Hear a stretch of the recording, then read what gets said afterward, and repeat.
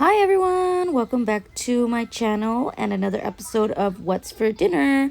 So today I'm going to be showing you guys how I make these bomb al pastor or adobada type tacos. So let's go ahead and get started. First, you want to take your pork. I used butt roast, the boneless butt roast, and I just cut off this white fat as much as I could, whatever was, kind of loose like that. You guys are gonna hear baby shark in the background. That's Nani. I'm trying to keep her a little occupied right now.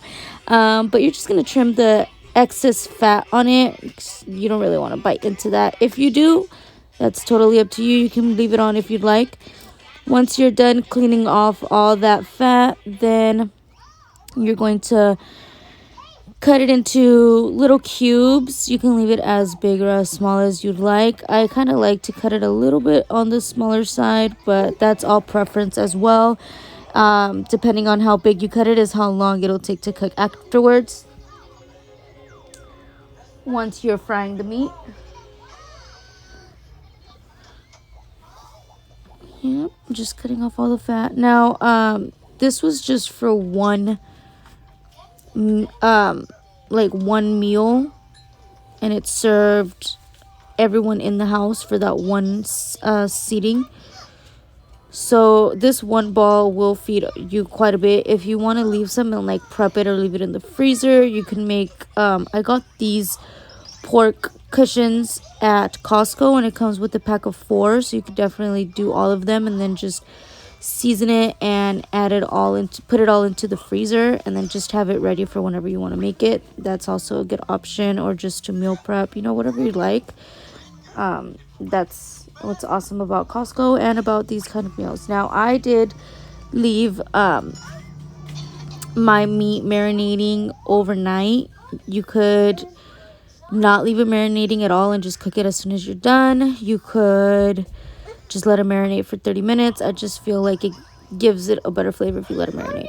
So these are the sizes that I decided to cut it into. And this is, like I said, just one pork cushion. See, they're kind of medium size. I mean, they're not too big and they're not too small. And now I also added about half of an onion, and I just diced it up and I added it into the meat just on top, just to add it a little more flavor. I really like when I have raw onion just kind of flavoring the meat. I feel like it gives it a good taste. But that's also optional. It's up to you, whatever you'd like.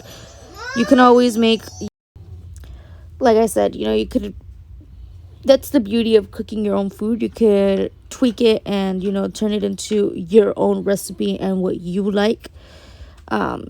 You could also make it spicy if you like. I didn't make it spicy because it fed, like I said, everybody in the house, and then we just added salsa, whoever wanted to add salsa. But you could definitely make it spicy if you'd like, So I'm just cutting up the onion here, like so.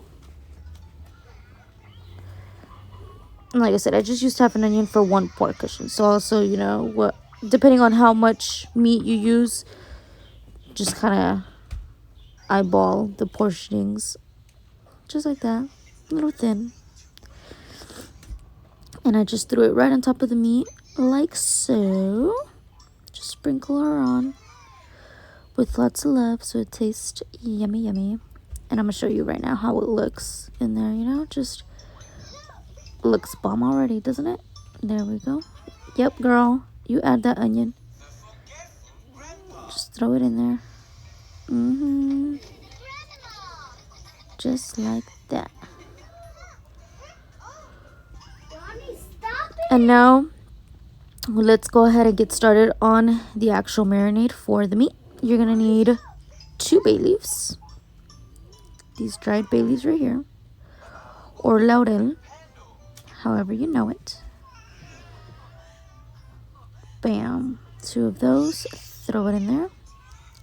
And now we're gonna use, I believe I used about 14 chiles California. You could also use chile guajillo, chile pasilla. I added 3 tomatoes. I also added half an onion. She was a big one. And About a handful of garlic cloves, depending on their size. Sometimes they come pretty small, sometimes they come pretty big. Oh, we got a runaway. There we go. Throw those in there as well. We're gonna boil all of that in one pot, and I added some water. This is what she looks like. Just add some water and just let it boil.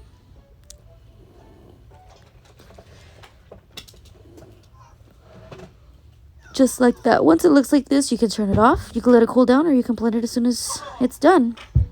And these are the spices that I used. I used cloves, peppercorn, oregano, cumin, and chicken bouillon.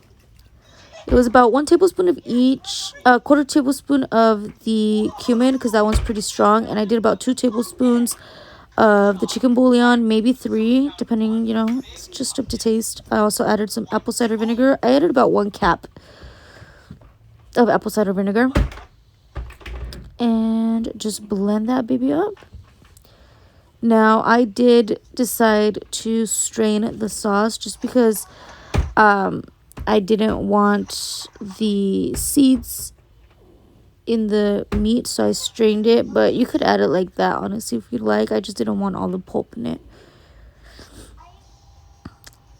Yep. Blender till she is blended and smooth and velvety. Just like that. There we go. Now, you don't want it too watery. Make sure it's still a little thick because it is a marinade, like I said. So a little thicker is the better. And like I said, I did strain it. Put it in the strainer, and I just kind of mixed it in the strainer with the spatula to help it go through. And then the pulp, I just threw it away. So I didn't have any use for that. Yep, there's your spatula, homie. Just like that.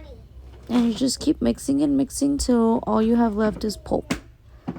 Like I said, you could skip this step, but I just really wanted to get rid of the pulp and just have the sauce, just like the sauce. I don't know what better way to explain it, sorry. Oh, look at baby girl. She was outside making an appearance. So you're just going to keep straining all of the sauce. I didn't add any additional water. Just whatever I strained out I felt like it was just enough. And you'll see right now that it was enough to cover the meat. And that's really what you want. See, that's what I didn't want in it. So I threw that out. And this is what I was left with. Look at that. Isn't that a beauty? And it was just enough to cover the meat. Now we're going to mix it. And I also added 1 lemon into it, or 1 lime. This lemon was kind of like a mix of between a lemon and a lime. I don't know what they're called, but yeah. So I just added that, and then I covered it with foil. I put the lid on, and I just put it in the fridge till the next day. Now, if you are going to make it the same day, you could pop this in the fridge and now start working on your salsa. I made a green salsa, and that consisted of 1 Anaheim pepper and 2 serranos and 3 jalapeno peppers. And what is that? 5 tomatillos. And I roasted those on a comal till they got a nice little char like that on them. And then I went ahead and threw those babies in the blender. It wasn't too spicy, honestly. These jalapenos were not that spicy. Ooh, look at that color. That color is definitely what you want to see on them. That Anaheim pepper was not wanting to work with me, guys. Sorry, just didn't want to flip. Wanted to stay on the other side. There we go. See, that's the color that you want. Gives it nice flavor. I'm just going to turn those. Now, while I was roasting the chiles, I like to put beans on my tacos, and I like a mix of pinto beans or Peruvian beans with black beans. I just really like mixing the two. I added about 1/4 of an onion to the blender, and I also added some garlic cloves. I think I did 2 or 3 as well. Yeah, because they were a little bit bigger. And I also added some cilantro. Now, if I'm going to use the top that same day, then when I'm making salsa, I like to just add the stems. Those hold a lot of flavor in them. So I just blend the stems into the salsa of the cilantro, and I use the top to garnish with the cebolla for the tacos. And I also added 1 avocado to make it a nice creamy green salsa. Ooh, ooh, ooh. Yes, ma'am. Oh, and I also decided to make it with homemade tortillas. So before you start, once you start frying your meat, you could start making your tortillas. Perfect timing for everything. Now this was the next day, and look at how beautiful it looks. And I just add a little bit of oil, not too much, depending on how much fat you trimmed from the pork and what kind of pork you're using will determine how much oil you'll need. Ooh, yes, because it will release some liquid, especially from the sauce, and I like to fry my meat till it has no more liquid. Oh my gosh, the smell of this, you guys. And look at these amazing, delicious tacos that we have with that bomb salsa. Look at that. Thank you guys so much for watching. I'll see you guys next week, and I hope you guys truly enjoy these meals. Bye.